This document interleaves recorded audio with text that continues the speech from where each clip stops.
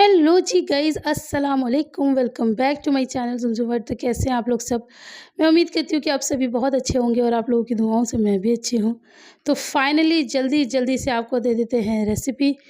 मैंने बनाई थी ईद पे शीर, तो मैंने 3 किलो की बनाई थी, तो इसमें 1 बूँद भी मैंने पानी नहीं डाला है। नहीं डाला है शायद, हाँ, आधा ग्लास या कुछ ऐसे समथिंग डाला, ताकि जब दूध पकाते हैं ना, तो मतलब थोड़ा बैलेंस रहे, ऐसे करके।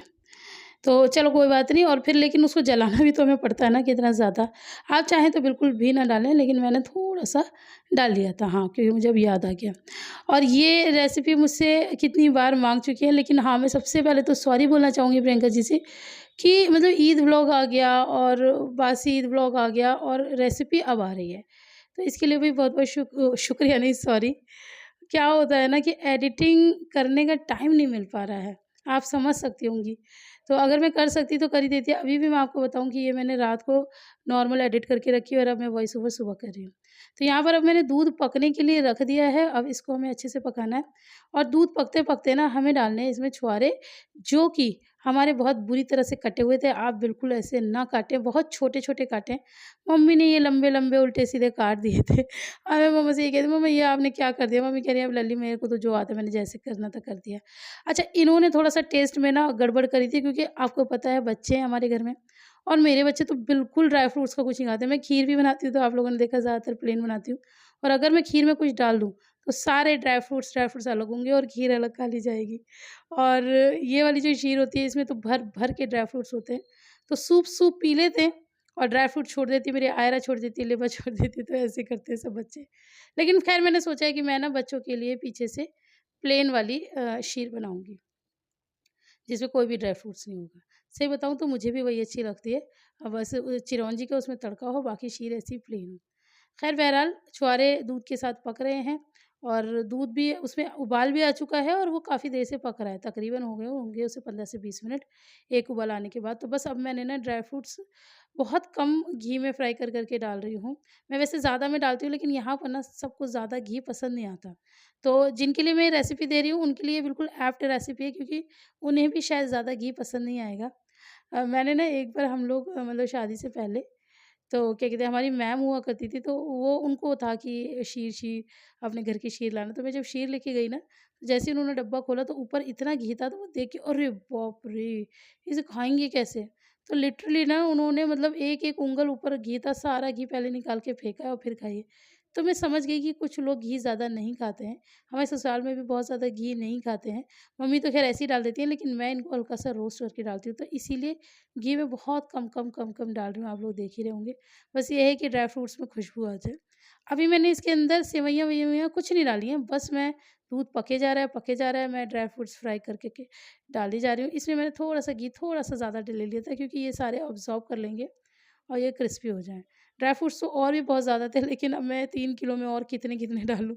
मतलब फिर ये हो जाएगा कि बस ड्राई फ्रूट्स की शीर बना दी, शीर तो है ही नहीं। तो इसलिए फिर मैंने अपने हिसाब से ले लिया, बाकी सबकी अपनी मर्ज़ी है, कोई कम डाले, कोई ज़्यादा डाले, ये तो आपकी श्रद्धा पे डिपेंड करता है। तो बस यहाँ पर मेरे अच्छे से मखाने रोस्ट हो गए हैं।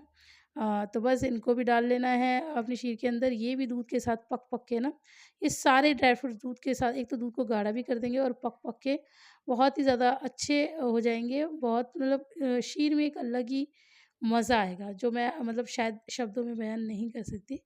तो आप भी इस तरह से करते जाएँ। ठीक है जी। हाँ, मैंने ये भी डाल दिया, लेकिन गाइज़ मैं आपको बताऊँ, मैंने किशमिश नहीं डाली। लास्ट टू लास्ट ईयर आप लोगों ने देखा था मेरी लास्ट ईयर ही था या लास्ट टू लास्ट था। मेरी सारी शीर खराब हो गई थी। एक किशमिश मैंने मतलब पूरी बनाई है, सही थी, ढक के रखी है और दोबारा खोली तो सारा दूध फट गया था। तो उसके बाद फिर आप ही लोगों ने, मेरे को समझ में नहीं आया कि ये हुआ कैसे? फिर मैंने दिल्ली भी फ़ोन किया था, तो मम्मी ने बताया था किशमिश से हुआ है। किशमिश कई बार खराब होती है या कुछ होता है उसमें, तो उससे वो दूध खराब कर देती है। और आप लोगों के भी मतलब 10 में से बताऊँ तो कम से कम 8 लोगों ने यही बोला कि किशमिश ने खराब करा, और ये बात बिल्कुल सही थी। तो किशमिश आती तो है, डर के मारे मैं तो डालती ही नहीं, मैं नहीं डाल रही।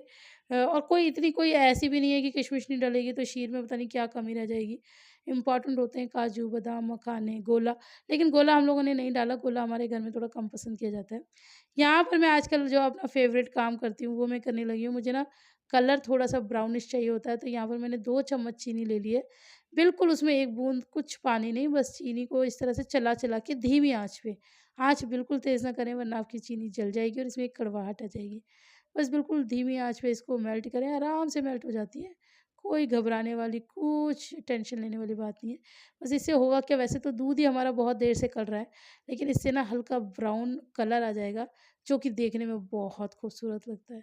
तो बस मैंने सोचा मैं भी अपनी खीर में इस तरह से करके डाल दूँ। खीर में तो मैंने डाला ही था, आप लोगों को बताया ही था। तो ये देखिए कितने आराम से, मतलब बिल्कुल गोल्डन इसका कलर आ गया है, और जो चम्मच में भी चिपकी हुई थी उसको भी मैं झाड़-झाड़ के इस तरह इसके अंदर डालने की कोशिश कर रही हूँ।